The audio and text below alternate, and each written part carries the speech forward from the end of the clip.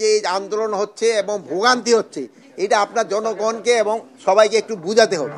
তাদের দাবি দাওয়া নিয়ে তাদের যদি থাকে তাহলে তো আলাপ আলোচনা করতে পারে। আমরা স্বাধীন হয়েছি কত, প্রায় 53 বছরে। যে আপনি যে কাঙ্ক্ষিত মাত্রায় উন্নয়ন বা উন্নতি, এটা কোন ইয়ারে হয়েছে আমি অবশ্য জানি না। তবে আইন শৃঙ্খলা পরিস্থিতি আমরা যে অবস্থায় প্রথম পেয়েছিলাম ওইটার থেকে অনেকটা উন্নতি হয়েছে এবং আরও উন্নতি হওয়ার অবকাশ রয়ে গেছে। আমরা একেবারে 100% স্যাটিসফাই না, এই জন্য আমরা প্রতিনিয়তই চেষ্টা করতেছি আইন শৃঙ্খলা পরিস্থিতি আরও কীভাবে উন্নত করা যায়।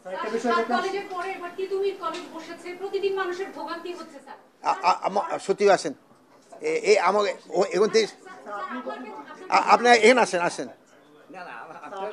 হ্যাঁ বলেন একটু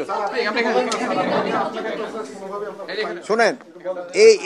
এই যে আপনারা যেটা বললেন যে এই আন্দোলন হচ্ছে এবং ভোগান্তি হচ্ছে, এটা আপনার জনগণকে এবং সবাইকে একটু বুঝাতে হবে যে কি পরিমাণ ভোগান্তি হচ্ছে। এইগুলি যদি আমি সবসময় বলি, তাদের দাবি দাওয়া নিয়ে তাদের যদি থাকে তাহলে তো আলাপ আলোচনা করতে পারে এবং এই আলোচনাটা কিন্তু তাদের ক্যাম্পাসের ভিতরেও হতে পারে। তারপরে যেমন ধরেন তাদের মাঠ আছে, ওই মাঠেও তারা কিন্তু তাদেরটা করতে পারে। কিন্তু জনগণকে দুর্ভোগ করে, মানে রাস্তাঘাট ব্লক করে, এটা কিন্তু জনগণ যে কীরকম একটা ইসের ভিতরে পড়ে, এটা তো আপনারা নিজেরা রিয়েলাইজ করেন। এই ব্যাপারে আমি আপনাদেরও কিন্তু সাহায্য সহযোগিতা চাই। আপনারাও কিন্তু এই জিনিসটা তাদের বলা দরকার যে ভাই তোমরা এই রেল ব্লক করো না, এই মেইন রাস্তা ব্লক করো না, তোমরা আছো, তোমরা কলেজের সামনে দাঁড়াও, তোমরা তোমাদের সমস্যা কথাগুলি বলো।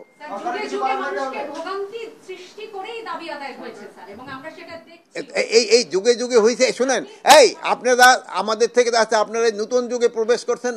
এই যে মানুষকে ভোগান্তি না দিয়ে কিভাবে প্রবলেমটা সলভ করা যায়, ওইটা আপনারা লোকজনকে শিখাবেন আমি মনে করি।